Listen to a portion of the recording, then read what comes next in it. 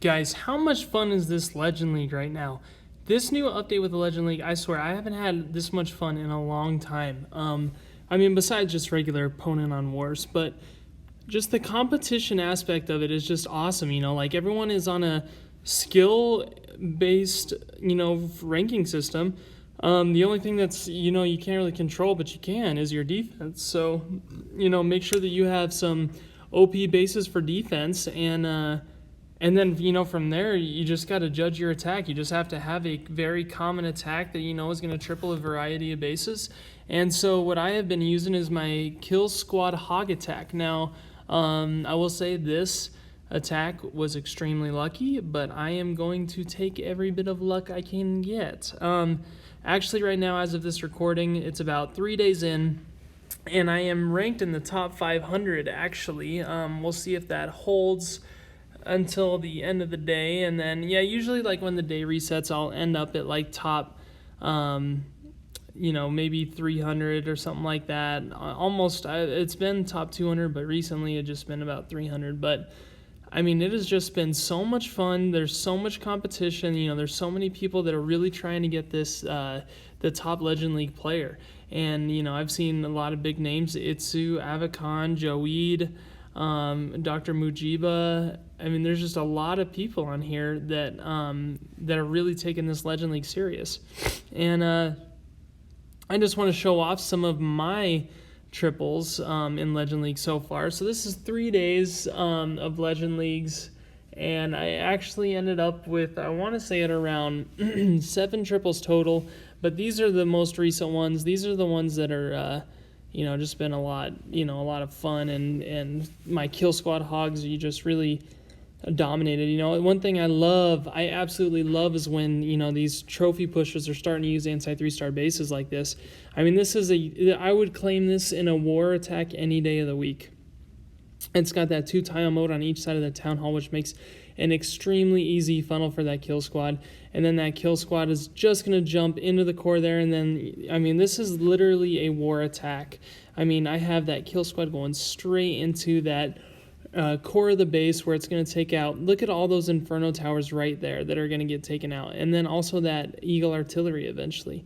I mean, this is just so perfect, honestly. Absolutely. I love, couldn't ask for a better raid. And I actually got a few of these. So, I'm thanking these people for using these anti-3-star bases, because we're definitely taking advantage of them. Let's see. This is a very long season.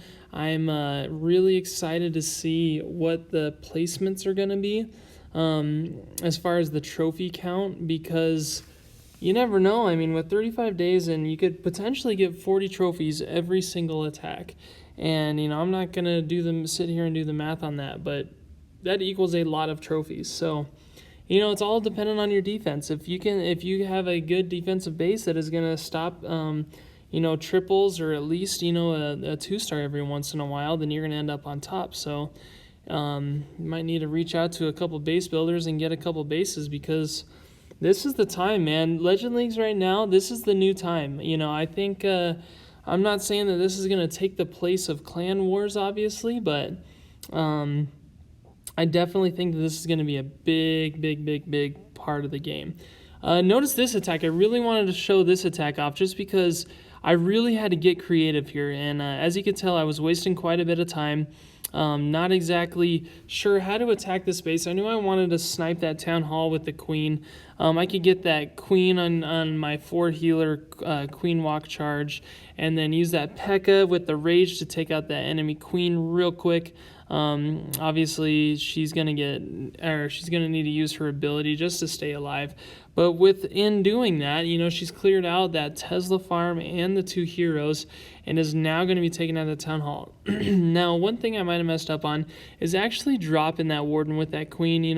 The town hall was already taken down, so I could have saved that warden to go with maybe the hogs. But either way, obviously this raid worked out pretty well. And then notice how I use the rest of my kill squad that I usually do all together. I sent them on the exact opposite side of my queen charge. So I basically divided up my kill squad into 2 different kill squads.